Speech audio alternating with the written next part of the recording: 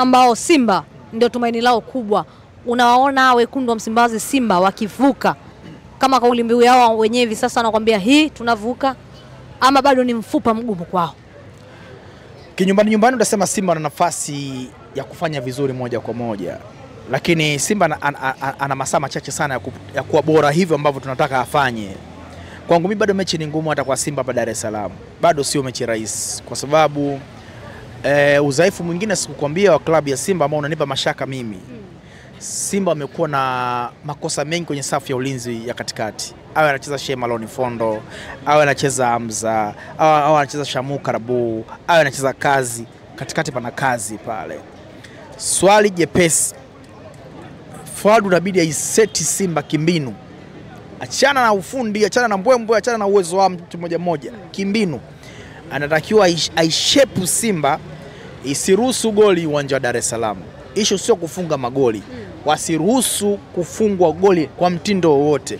Wakifungwa goli maana yake utakuwa ni usiku wa mangamngamu, utakuwa ni usiku wa mizimu, utakuwa ni usiku mzito kwao. Wakianza kupata goli, naamini utapata goli Simba, kwa maana najua mashabiki 60 wakiingia pale na kila kitu kitakuwa kiko kwa Simba, pressure, hali ya hewa na mambo yote itakuwa kwa upande wa Simba. Maana yake wanaweza kupata goli la kwanza. Lakini wasiruhusu Almasri wakapata goli. Maana yake kimbinu mechi itakwenda kuwa nzito zaidi kwa klabu ya Simba.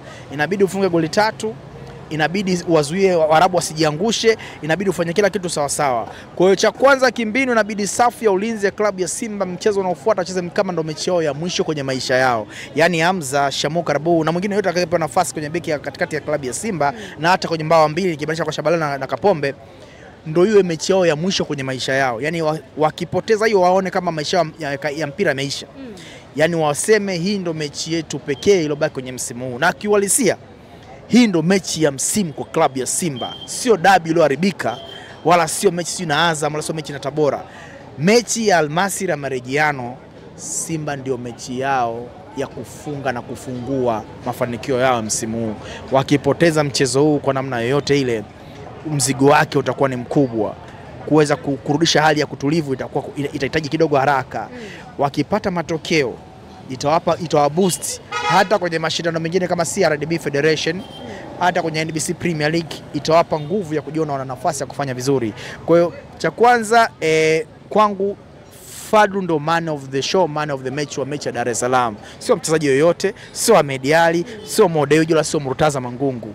Endapo Fadu atafanikiwa kwa 50% tu kucheza kama alivyocheza na Monastiri, kucheza kama alivyocheza na kina Mabululu Dar es Salaam, kucheza kwenye kiwango kile, amini na kuambia Simba ana nafasi ya kufanya vizuri ama kufanya kitu kizuri na kwenda hatua nusu fainali. Lakini tu wafanye sawa sawa kwenye namna ambavyo kwenye mbinu, maana yake wasiruhusu goli mapema na wao wapate goli mapema. Lakini pia kuna pressure naiona kwa Simba.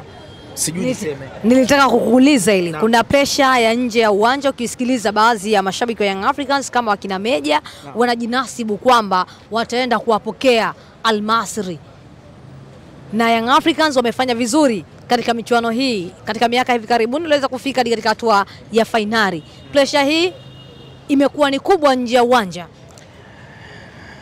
Beki kisiki labda na mtazamaji hapa ni kuibie tu. Huu ndo msimu ambao nje ya uwanja Simba na Yanga wana mechi ngumu sana. Msimu huu ndo Simba na Yanga nje ya uwanja wamecheza dabi nyingi mno. Pressure imekuwa ni kubwa sana. Yaani ni kubwa mno. Tazama dabi kuchezwa, pressure imekuwa kubwa sana. Tazama namna ambavyo mechi ya Tabora na Yanga, pressure imekuwa kubwa sana. Tazama namna ambavyo wazee wanatoka kuzungumza, pressure ni kubwa sana. Tazama na matokeo ya Simba kupoteza kule Misri, namna ambavyo mashabiki wa Yanga wamechoka kama agenda. Wanatapika na kusema wazi wao wataipokea Almasri. Wataisaidia Almasri kuambia kitu gani kibaya, kitu gani kizuri. Tafasiri ama fasiri rahisi ni kwamba nje ya uwanja kuna pressure kubwa. Nani wa kuifyonza hii pressure ya nje ya uwanja?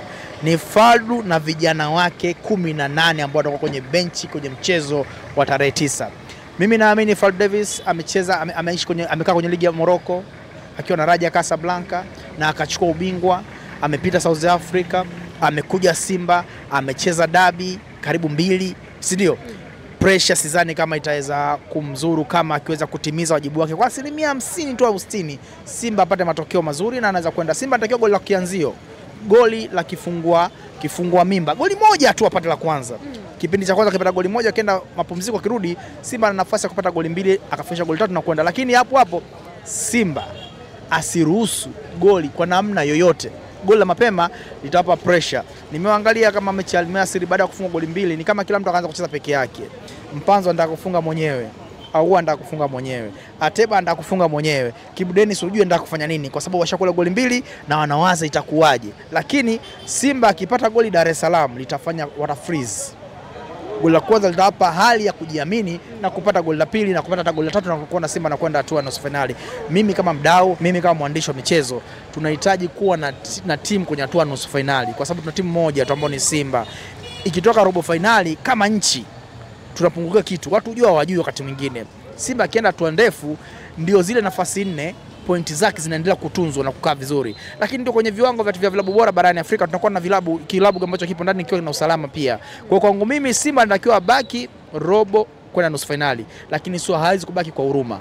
Huruma sio malezi. Fall Davis asiyefaa mpeleke bench, anayefaa aanze kikosi cha kwanza, Simba apate matokeo aende nusu finali. Shukrani sana Mwandabingi. Asante sana kwa muda wako, shukrani. Asante sana. Shukrani.